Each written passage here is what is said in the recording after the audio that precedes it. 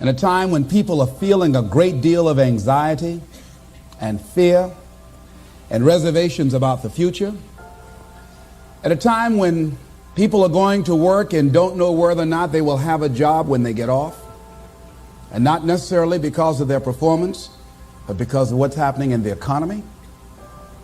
At a time when there are challenges, more so than ever before, in personal relationships. When we look at what's happening on the crime level and what's happening with our youth, that many times I'm sure that we've all taken time just to stop and reflect. Many times when we hear what's happening in the news or read the newspapers, where's all of this leading to? What's going on here? And so I think that now more than ever, we must begin to look at what are the things that we can do that would put us on some firm footing in life, that will enable us to do some things and use some powers that we have, that many of us go through life never ever discovering that we have those things going for us.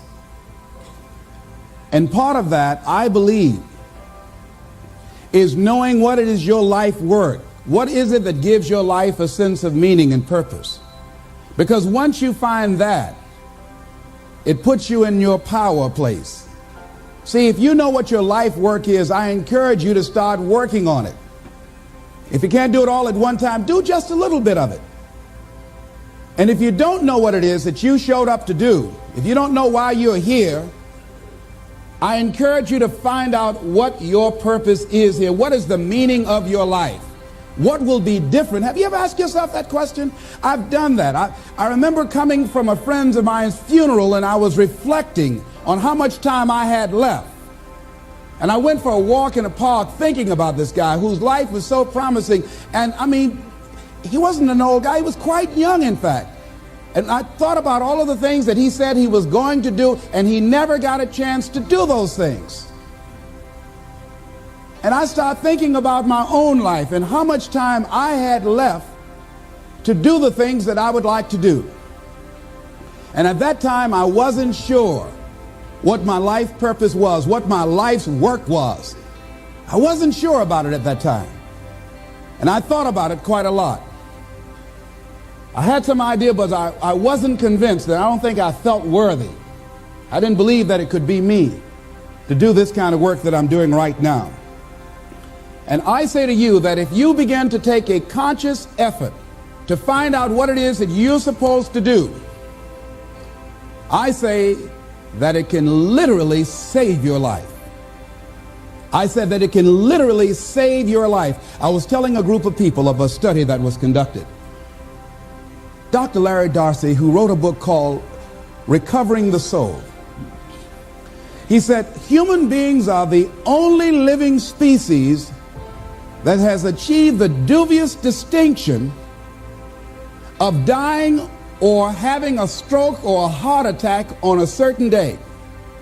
If you ask most people, what would you say the primary cause of why people will have a heart attack or stroke? Many people will say, well, because they smoke cigarettes, or because of high cholesterol, or because of stress, or because of obesity. And all of those things are contributing factors. But ladies and gentlemen, more heart attacks take place in this country on Monday morning between 8 and 9 a.m. That's when the majority of people who have their first heart attacks have them.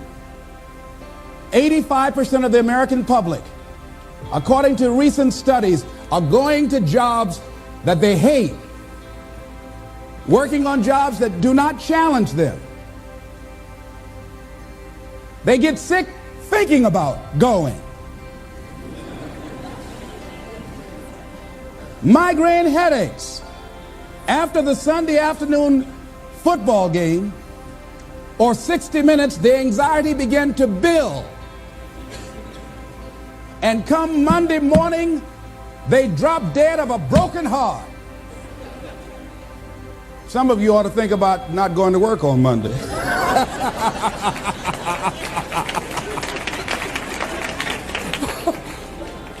Think about that. People are literally dying to go to work.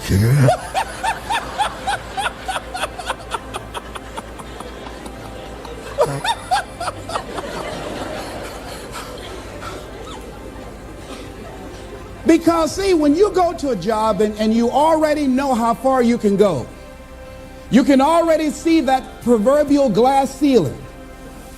It's like going to a movie when you've gone in the middle of the movie and you've seen the end and you sit there to start all over again, but something is missing.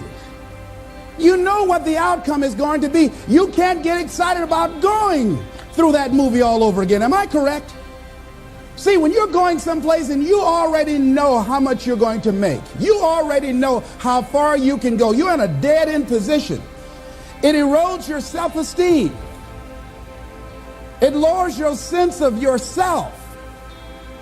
It creates an inner turmoil. It creates an emptiness in you. So I say that your life is worth finding what it is that you're supposed to do. And I'm not saying quit your job. I'm saying find it and do just a little bit of it. When I wanted to become involved in speaking, I started just learning quotes, listening to other people's tapes, going to seminars, going to workshops, asking other people to help me. Just start working at it just a little bit, but do find out what your work is and hold on to it and don't let your dream go. Don't let it go. See, and here's something else I want you to begin to look at. Why is it that most people don't pursue their dreams or don't do better than what they're doing if they're capable of doing it? I think that many of us don't go the next step because we don't know what to do yet. And I say that the reason that we don't even explore the possibility of what to do is because subconsciously we don't believe that it can happen for us and we don't believe that we deserve it. So here's what I'm suggesting. How much time do you spend working on you? How much time do you spend every day working on your dream?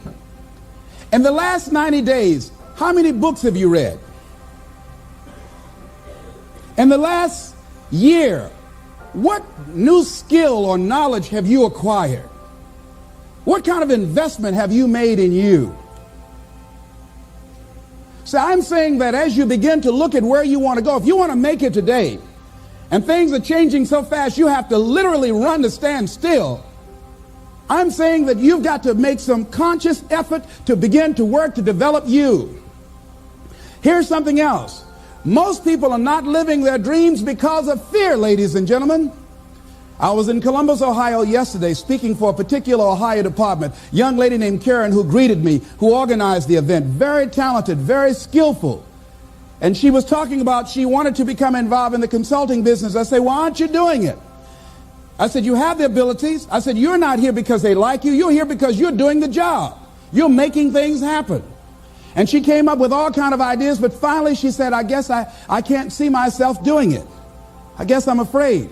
Fear, limited vision, and lack of self-esteem is what keep most people doing things they don't want to do. I flew from Columbus, Ohio to Denver, Colorado to a major communications company. And the person that picked me up at the airport told me about the fact that the company was planning on having a major downsizing. And they offered some of the employees there an early retirement, and some of them will earn as much as $300,000. And they said, this is the last time that you can take this offer. If you don't do it, when we have the downsizing, you might be among those who will lose their jobs, and all you will get is your severance pay. And only 50% of the people who were eligible to take the $300,000 took it. The others were afraid to take a chance on themselves. The others couldn't see themselves beyond that company. They couldn't see life after that company. The same reason that people stay in relationships where they're abused or they're unhappy or it's unfulfilling. They can't see themselves beyond that relationship. They can't see themselves enjoying life without that person. They think that this is all that they can do. The same reason that people get stuck at a certain level in life. They can't see things being better for them. And they think that this is it and this is all they deserve. This is all they've ever seen. It's been passed on to them. And they think that this is it for them. Oh, no. I was looking what Dr. Blanton, Smiley Blanton, who is a colleague of Dr. Norman Vincent Peale, what he said about fear. He said, fear is the most subtle and destructive of all human diseases. Ladies and gentlemen, fear kills dreams. Fear kills hope. Fear put people in the hospital. Fear can age you. Fear, ladies and gentlemen, can hold you back from doing something that you know within yourself that you're capable of doing, but it will paralyze you. And it seems like you're in a hypnotic spell. And I ask you a question, what is the benefit? What's the benefit of allowing fear to hold you back? What's the benefit of giving up on yourself, of not stepping out on life and taking life on? What is the benefit for you? What's the plus in that? It's one of the things I had to ask myself. So I didn't want to make any mistakes. I wanted everybody to like me. I wanted to be perfect the first time I did something. It's not going to happen. You're going to make some mistakes. You're going to hurt some folks' feelings. You're going to create some enemies whenever you decide that you want to begin to take life on. You've got to ask yourself, how long am I going to allow this to hold me back? I like what Zig Ziglar says. He said, fear is false evidence appearing real. That is an illusion that we create in our mind. It is a state of mind that can be changed. So let's look at how we can begin to take some steps to restructure that fear, to begin to expand our visions of ourselves, to begin to increase our self-esteem. Webster said that self-esteem means confidence and satisfaction in oneself. Look at your life right now. Whatever you've done up to this point in time, your life is working. Whatever you have produced, it came out of you as a result of the kind of person that you have become. It's a result of your choices. It's a result of your consciousness. Now you have to ask yourself, are you satisfied with what you have produced? Is this what you want? Would you like for things to be better than this? Do you believe that you deserve better than this? Or are you content? This is it. You don't have to do anything else. That you already resign yourself in life and say, well, I'm happy. I'm not starving like the people in Calcutta. Are you allowing yourself to get off the hook like that? Or do you believe somewhere in the back of your mind or in your heart that there's some other great work for you to do? There's something else that life has for you. And that's why you're here. How do we handle this fear factor? How do we increase our self-esteem? You have to begin to fortify yourself. How do we do that? I believe that you have to begin to consciously monitor your inner conversation and start talking to yourself. Start building yourself up. Sometimes the only good things you will hear about you are the things that you say to you.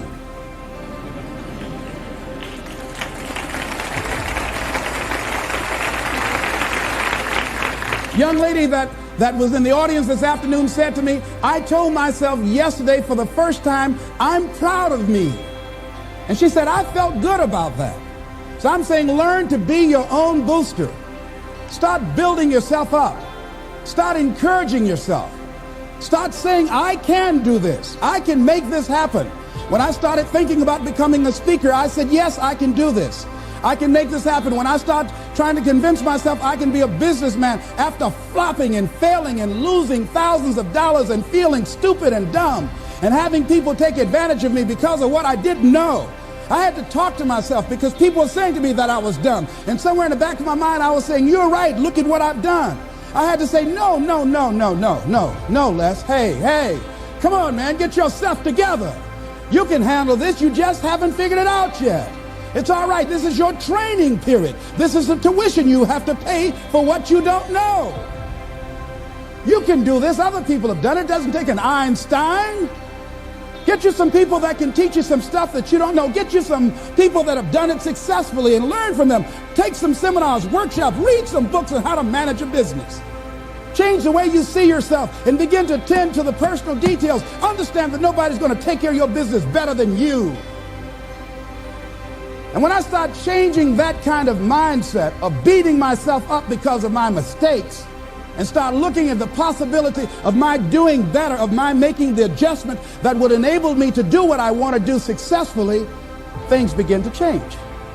And I'm saying, stop beating up on yourself. You do it. I know you do it. I've done it. It's a natural inclination for us to put ourselves down.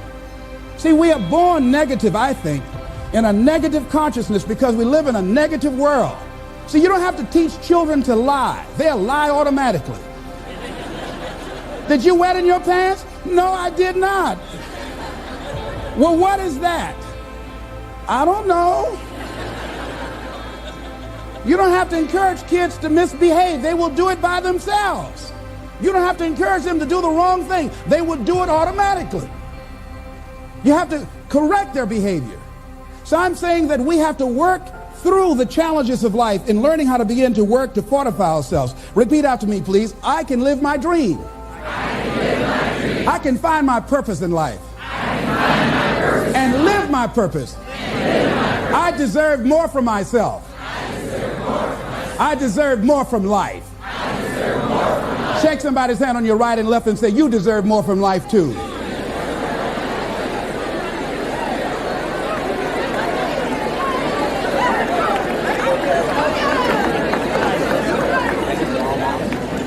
Here's some other things, ladies and gentlemen. Begin to guard your mind against negative programming, like turn off the television. Don't watch the news. Don't watch it. I think that more people have a sense of hopelessness and anxiety about life. If you look at the news, you cannot feel good looking at the news. You'll be scared to death. You're scared to go to sleep. I mean, it turns your power down. You've got to be conscious of that. Don't pick up the newspaper and read it. No. Just try this. Just experiment with yourself. Now, if your job depends upon you knowing certain things, let somebody tell you just about those things. But start filtering the stuff you allow to come in your mind. You know that song you used to have? Say, don't let nobody bring you no bad news.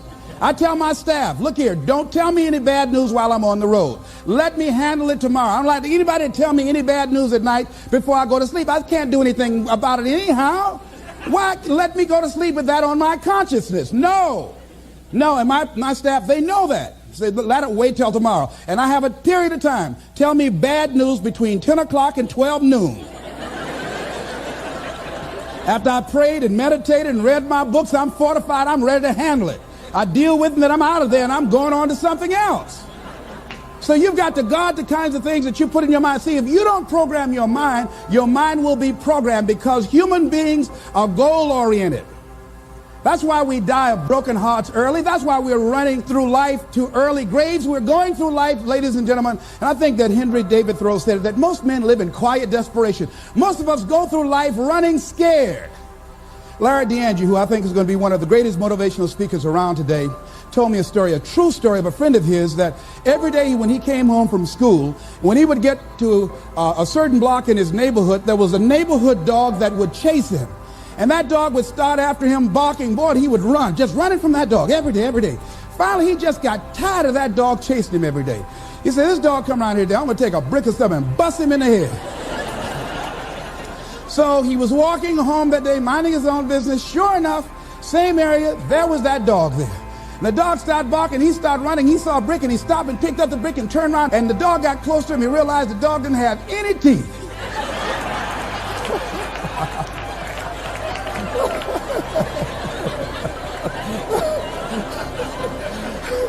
He said he put the brick down, he said, get on out my way. And ladies and gentlemen, all our lives, many of us go through life running from things that ain't got no teeth to do us any harm.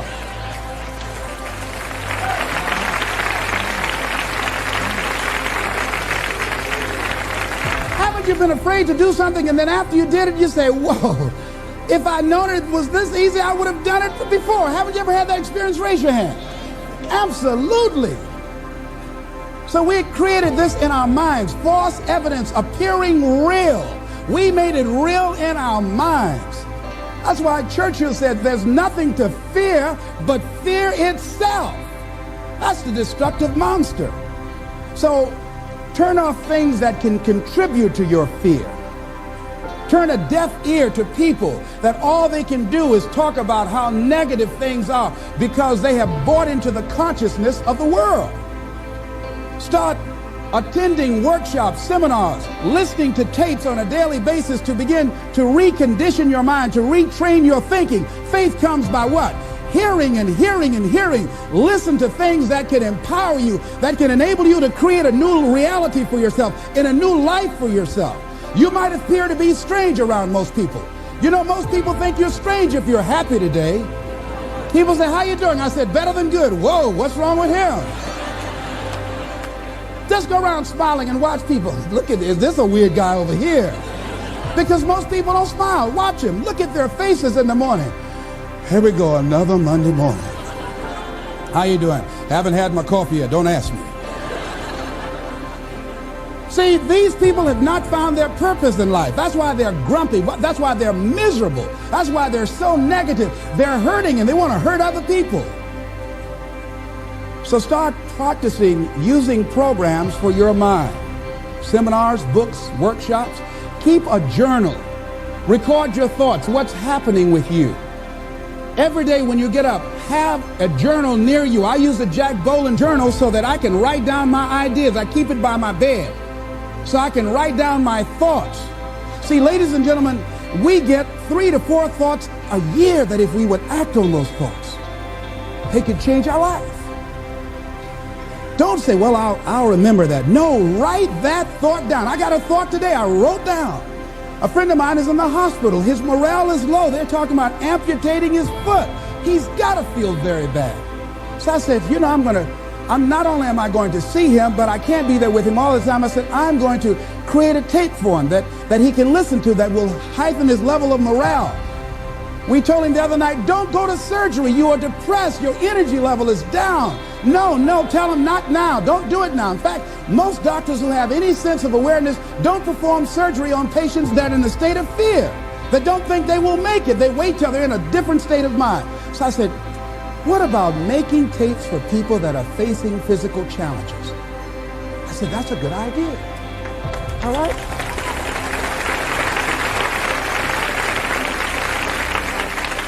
See, there are ideas that can come to you out of things that appear to be negative. I have a friend out of Chicago, just met him. He was 23 years old. And this guy, he went financially bankrupt 2 years ago, ruined his credit. Guess what he decided to do? He found a blessing in it. He wanted to restore his credit. It was very challenging, very difficult. And he realized that a lot of other people during these particular times had ruined their credit. So now he started a credit repair business. Last year, he earned over $100,000 helping people to restore their credit. I met a young lady who attends this church, that she was at her father's funeral and she was putting flowers on her father's grave, and she looked around and saw the other grave sites. They did not look well groomed and they were not attended to on a regular basis. She started a grave site maintenance business. Out of that tragedy, something positive has come out of it. And now she's earning more money doing that than on her present job. What idea are you setting on? Write your ideas down. And then, once you get that idea, take the leap. Hello? Take the leap. See, a lot of people get the ideas and just walk around with them. Have you ever had an idea and all of a sudden you looked around and somebody had that idea and gone with it? Think you're going to be going with my hospital idea. Forget that, buddy. We will be out there together, Jack. Take the leap. See, it's out here in the universe. If you don't take the plunge, I guarantee you, somebody else will. Take the plunge. Go into action. And ladies and gentlemen, you will be surprised at how things will come together.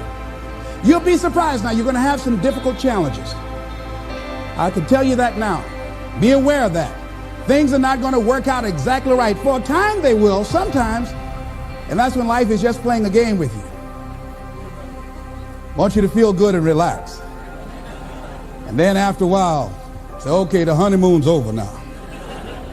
And then life will come over there and slap you side the head. Say, what you doing out here? Well, this is my dream life. Is that right? Come over here a minute. Oh, you went to the seminar, huh? Come here. I can tell you that. But ladies and gentlemen, go into action with your dream. And don't avoid where the fights are. Get in the midst of the fight. And get some hickeys on your head. Get knocked down so you can learn how to fight, so you can hold your position.